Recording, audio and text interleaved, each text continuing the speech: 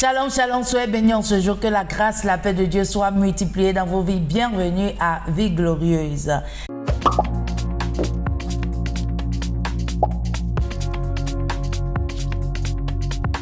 Est-ce qu'il vous est arrivé de rentrer dans une relation où cette relation-là, vous ne connaissez pas la pensée de l'autre et ça vous met dans une position de frustration? Ou des fois même vous essayez de faire des efforts dans les cadeaux, dans certaines choses, même dans la préparation, même dans certaines choses. Vous voulez juste satisfaire la personne, mais vous n'arrivez pas. Et même cette relation-là, des fois vous froissez l'autre. Et vous êtes là, vous vous posez des questions. Mais j'ai une bonne nouvelle pour toi en ce jour. Il y a une personne avec qui, quand tu rentres en relation avec lui, tu n'as pas besoin de deviner. Votre relation est une relation saine, une relation qui est basée sur des règles. Et ces règles-là se trouvent dans Exode 20, le verset 1 à 7. On voit ici que Dieu a dit aux enfants d'Israël, il dit, alors Dieu prononça toutes ces paroles en disant, je suis l'Éternel ton Dieu qui t'a fait sortir du pays d'Égypte, de la maison de servitude. Tu n'auras pas d'autre Dieu devant toi, devant ma face. Tu ne te feras point d'image taillée, ni de représentation quelconque. Des choses qui sont en haut dans les cieux, qui sont en bas sur la terre, et qui sont dans les eaux plus bas que la terre. Tu ne te prosterneras point devant elles, et tu ne les serviras point. Car moi, l'Éternel ton Dieu, je suis ton Dieu, un Dieu jaloux, qui punit l'iniquité des pères sur les enfants jusqu'à la troisième, la quatrième génération de ceux qui me haïssent, et qui fait miséricorde jusqu'à 1000 générations, et ceux qui m'aiment et qui gardent mes commandements. Tu ne prendras point le nom de l'Éternel ton Dieu en vain, car l'Éternel ne laissera point impuni celui qui prendra son nom en vain. Donc on voit dans ce passage que il y a deux phases. Le premier commandement, on a 4. Sur les 4, Dieu explique comment on doit se comporter avec lui. Le premier point, il doit être la personne la plus importante de notre vie. C'est-à-dire qu'il doit être notre essentiel. Le deuxième, on ne doit pas adorer une autre personne. C'est pour cela qu'il a dit, il dit, tu n'auras pas d'autre Dieu devant ma face et tu ne feras point d'image taillée. Ça veut dire, à part lui, il ne doit pas avoir d'autres, il ne doit pas avoir d'autres choses devant lui. Il y a un autre point qui dit, on doit respecter son nom et son jour particulier.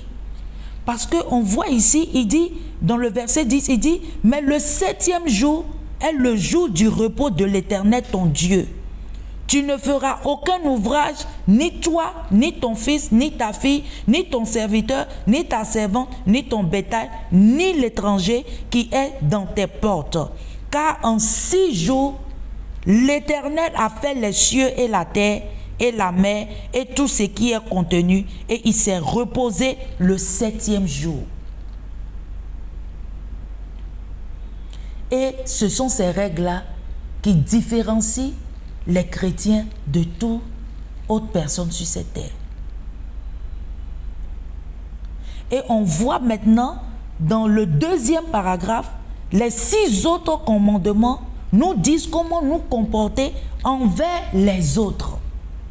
C'est pour cela qu'il a dit ici, il dit dans le verset 12, il dit « Honore ton père et ta mère, afin que tes jours se prolongent dans le pays de l'Éternel ton Dieu te donne. » Ça, c'est le premier point. Le deuxième, tu ne tueras point.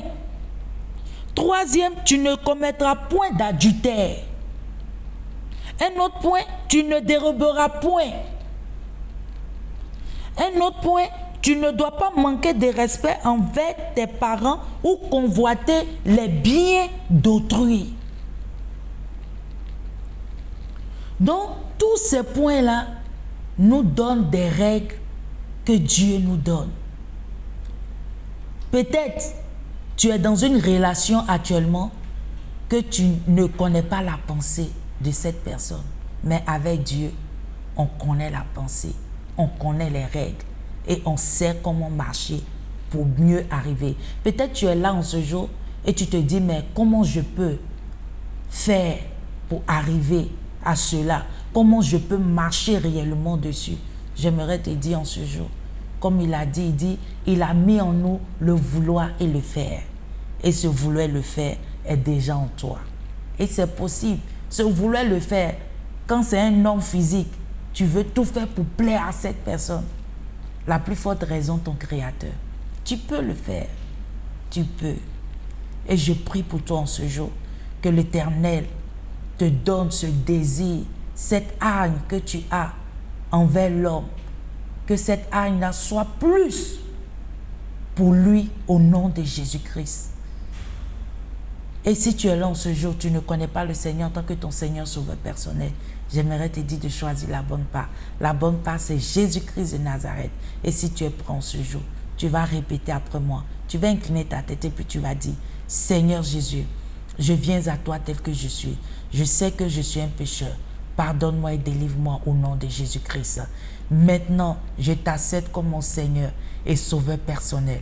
Merci Saint-Esprit pour tout ce que tu fais. Au nom de Jésus, si tu as fait cette prière, sache que le Seigneur t'aime. Il est là avec toi. Il est avec toi. Et il peut te donner ce comportement ou bien cette grâce-là de pouvoir le chercher en vérité au nom de Jésus-Christ. Soyez bénis. C'était Vie Glorieuse avec Senamouti qui dit une vie glorieuse est une vie basée, fondée sur la parole de Dieu. Sois bénis et à très bientôt. Bye bye.